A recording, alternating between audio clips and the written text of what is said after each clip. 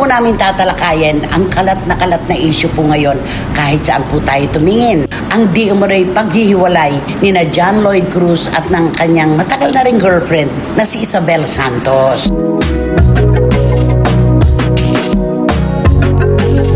Ito po ay nag-ugat sa isang cryptic post ni Isabel. Ang sabi niya, "Men don't protect you anymore." Idinadamay naman dito si Ellen Adarna na si Ellen na naman ang third party ng paghiwalay ni na John Lloyd at Isabel. Ellen Adarna, damay sa balitang hiwalayan ni na John Lloyd Cruz at Isabel Santos.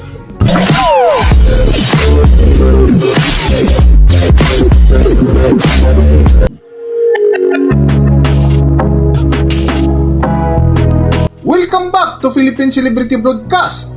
Mainit ngayon na pinag-uusapan sa mundo ng showbiz ang balitang hiwalayan ni na John Lloyd Cruz at Isabel Santos na kung saan naging mainit din ito sa paksa ng vlog ng bitiranang kolonista na si Christopher Min ukol sa kalat na isyu sa biglang paghiwalay ni na John Lloyd Cruz at Isabel Santos.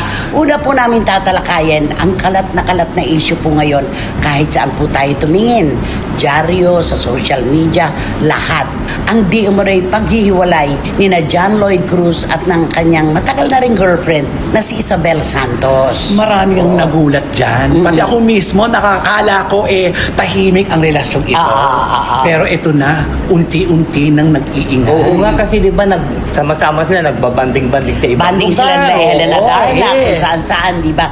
Ang ganda pa naman sana. Ito po ay nag-ugat sa isang cryptic post ni Isabel. Ang sabi niya, "Men don't protect you anymore." Men naman po, hindi naman niya sinabing man. So, pangkalahatan. Pangkalahatan po ito. Men don't protect you anymore. Kung ano man po ang kanyang ibig sabihin, saan man siya nanggagaling, hindi natin alam. Yes. Maaaring may karanasan siya na inihapay niya sa cryptic post niya. At pagkatapos noon, nag-deactivate siya ng kanyang IG account. Doon ka naman mapapaisip, bakit after cryptic post, nag-deactivate siya? So, syempre, yung mga magtatanong at yung concern na wala, nakahang. Ano kaya nangyari? Ganon. Oo. Matagal-tagal na rin naman sila, di ba? Akala pa naman natin, nag-swak talaga silang dalawa dahil, di ba, lagi nilang sinasabi, ay, magkaiba, hindi sila swak. Magkaiba ang language nilang dalawa. Alam po namin ang ibig niyong sabihin doon sa language. Hindi na natin pakakadiin pa dahil ayaw naman nating lumalapa, di ba? Correct. Yung lengguwahe daw po hindi magkabagay, magkaiba daw po sila. Pero nagkasundo ang dalawang ito dahil sa meeting of the minds artistically. Yung artistically naman talaga, yung tungkol sa art, malalim ang kanilang pagkakaintindi. Pintor. Yes. Si Isabel, artist. Pintor. Ito namang si John Lloyd, nag-iipon Ay. ng mga obra. Ah. Kaya nagkasundo sila artistically. Oo. At sa tingin natin, di ba, parang mukha yatang mas maganda nga yung hindi taga-showbiz ang girlfriend ng artista. Umasa nga ang lahat, siguro ito magtatagal na kasi hindi sila parehong nasa showbiz. Pero ano nang ganap? Siguro pag magkausap si John Lloyd at saka si Isabel, ano kaya ang pinagkukwentuhan nila? Gusto ko kung paano ginuhit, kung paano ginuguhit yung mga bagay-bagay, kung paano pagsamahin ng kulay blue at saka red, kung ano kang ganun. Collector kasi si John Lloyd Tapos artist naman si Isabel. Siguro nga malalim ang Sobrang kanilang usapan. malalim ito. Alam naman natin ng mga, di ba sinasabi mo nga mga pintor?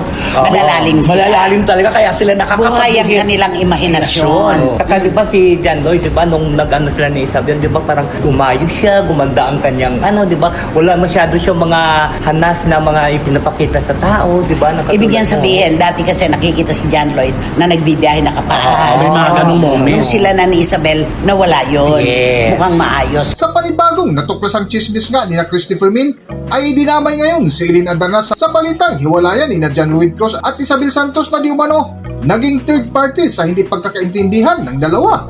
Kaya lang, idinadamay naman dito si Ellen Adarna. Ikaw ba'y naniniwala na si Ellen na naman ang third party ng paghiwalay ni na John Lloyd at Isabel? Ang kwento nga naman, di ba? Sila na magkakasama na po yung tatlo. Nagkakamabutihan, bandingan, ang saya-saya, nabuo ang mga pamilya, yung ex at saka yung ngayon, magkasama. Ang At ganda saka, lagi po nating tatandaan, nagpahayag na po si Ellen Adarna na kapag siya'y nakipaghiwalay, wala siyang binabalikan kahit sinong nakarelasyon. Ayun ang sagot. Yun Yun talaga ang sabi niya talaga, maliwanag yun.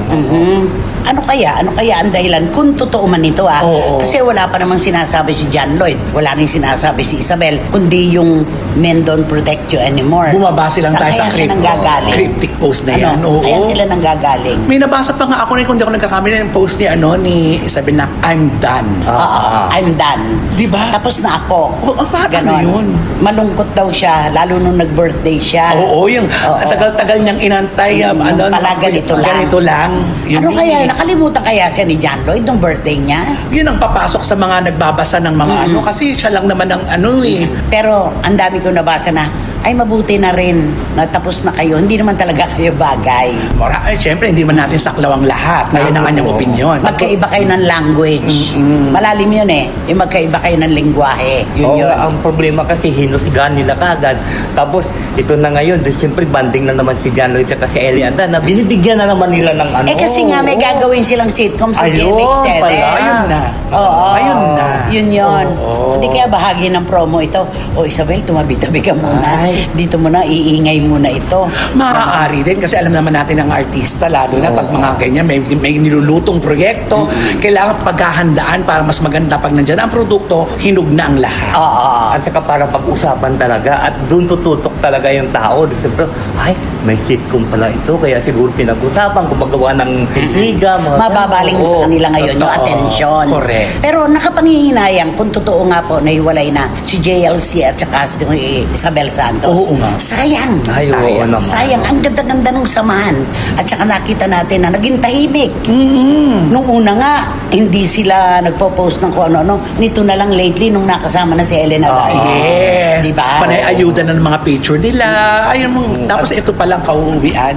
Sana hindi totoo ito. Sana hindi totoo. At kung totoo man, ganun talaga eh. Ganun talaga ang buhay. Walang forever, sabi nga. Correct. Walang Ah. permanente sa mundo. Yes. At si Isabel, dati naman siya talagang nag-iisa. Oo, loner din naman daw. siya eh. Oo. At si John Lloyd naman, matagal na rin naman siyang walang karelasyon nung magtagpo sila ni Isabel at saka nabuhay uli ang love life niya. Pero sana hindi totoo ito. Kung matatandaan, nitong mga nakalipas na linggo ay spotted sina Eileen Adarna at John Lloyd Cruz sa isang beach party na kung makita mo ay sumalang pa ang dalawa sa isang banda na kumanta si Eileen Adarna na si John Lloyd Cruz naman ang gitarista na bago nga pumasok sa binyo ay may pa-surprise kanta pa si John Lloyd Cruz. Naduda nga ng iba na baka dito nagsimula ang hindi pagkaintindihan ni na John Lloyd Cruz at Isabel Santos kahit kasama pa sa nasabing event. Para sa buong kwento, narito ating panoorin at balikan ang nakakatuwa na kulitan ni na John Lloyd Cruz at Eileen Adarna.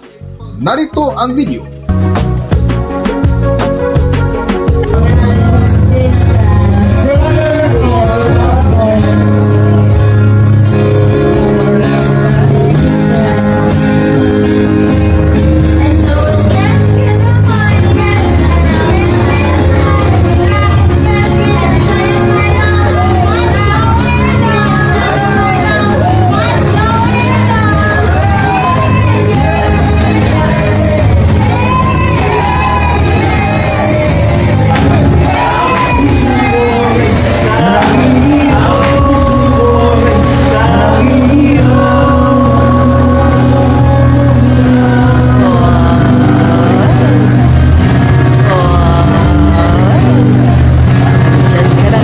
Bakos, yan ay dapat ang kumpara. Bakos, yan ay dapat ang kumpara.